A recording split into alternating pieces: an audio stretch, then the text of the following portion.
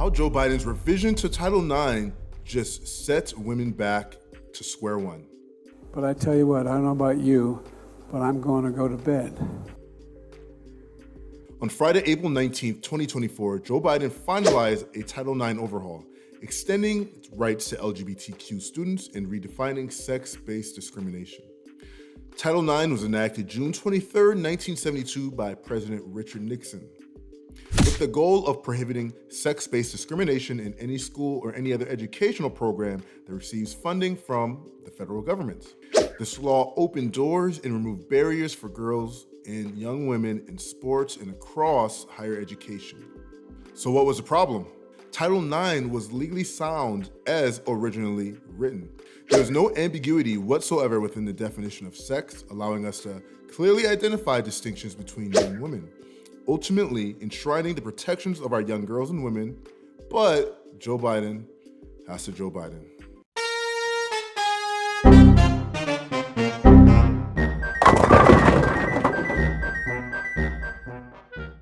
So these are some of my takeaways from the revised version of Biden's Title IX.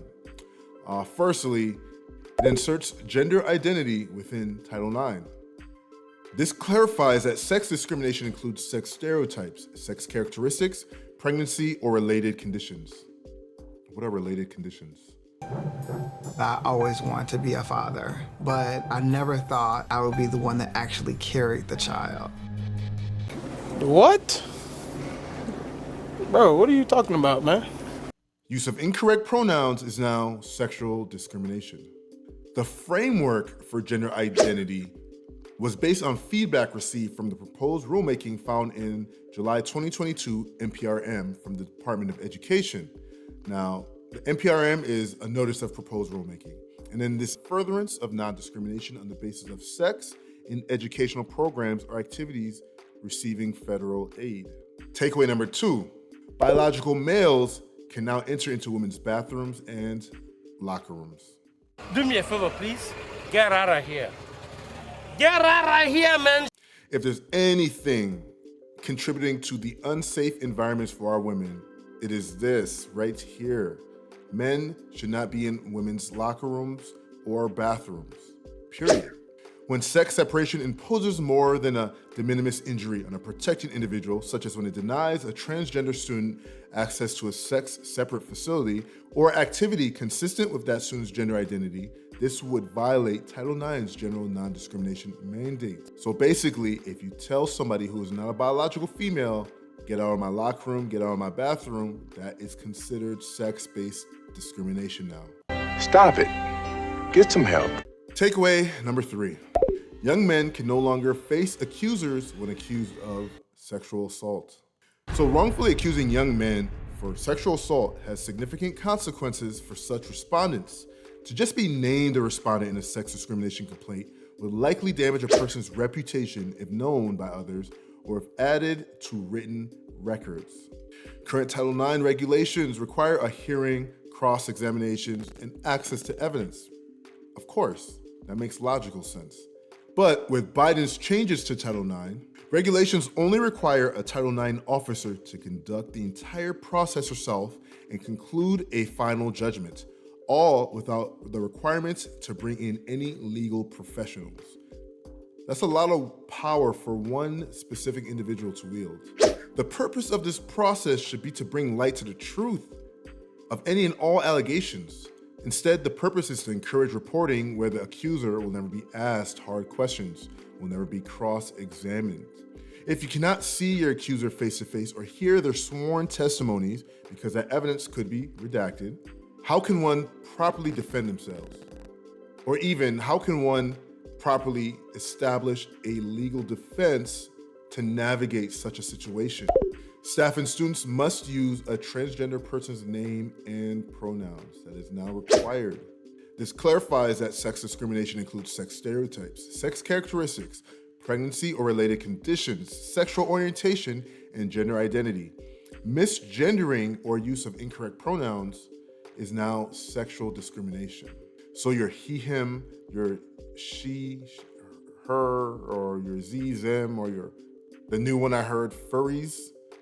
Today I'm going to show you how to use furry's pronouns in sentences, so let's go! Hi, I'm Snow, and I just show how to use different neopronouns in sentences, but I also just like post about myself, so even though I don't use neopronouns, they are very important to be spread about, just so more people can learn and just know that if they do come in contact with someone that does use neopronouns, well, this is just a little helpful tool. And we are getting comfortable with how to use neopronouns together, so you're not alone, and it's really magical that we can feel that way. Furry has a strong sense of self and is confident in furry self and all of furry's abilities. Furry is proud of furry self and all the accomplishments furry has achieved, and furry is not afraid to show it. Ooh, oh my goodness, we made it through!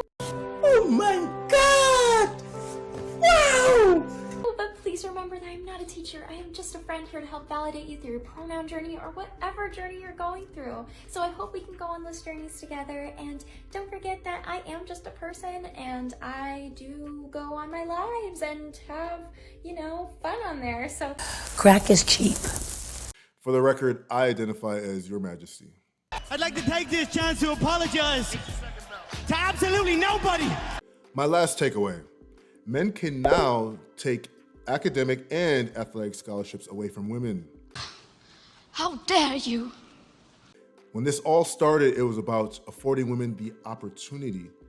With one quick signature from our president, Joe Biden, Oh, you are so dumb. You are really dumb. For real. he's taken all that away. Federal financial assistance, when authorized or extended under a law administered by the Department of Education, includes scholarships, loans, grants, wages, or other funds extended to any entity for payments to or on behalf of students admitted to said entity. So basically, this is legalized theft directly from the hands of our young girls and women. Young girls work so hard to excel in sports, and the left has allowed men wearing women face to sweep in and take scholarships that could have gone to biological women. It's very difficult to get a scholarship to a top university in our country, and to allow men to interfere into their sports. Obviously, they're going to dominate and completely change their record books. It's completely unfair to women, because every time a man steps into a female arena, that's one less scholarship for a biological woman. Ain't nobody got time for that. My 2 cents. Women, you can only blame the Democratic Party that you keep alive by pledging your allegiance to them. Imagine what we can do next. 4 more years. Pause. 4 more years. 4 more years. 4 more years. Trayvon, just go to the office. What'd I do? Just go to the office. What'd I do? Go, just go. What'd I? This is objectively bad. This is horrid. Destroying all protections for biological women and also making the American university an uninhabitable place for our young men. That brings me to my next point. False allegations. They happen all the time. This whole women, I would never lie about SA. That's something women don't do. Why would a woman lie about being assaulted? That's absolute horse crap. We need to stop perpetuating this nonsense. This rhetoric needs to be put to death. People lie. Men lie, women lie. Everybody lies. Believe all women is an absolutely diabolical statement. The fact that we actually took that serious is cringe. What is wrong with our country? I do not want any woman to become the victim of any crime, but we cannot allow ourselves to be blinded by emotion. We have to seek truth above all. And remember that our Fifth Amendment affords us due process of law. We cannot resort to a witch hunt every single time an accusation arises.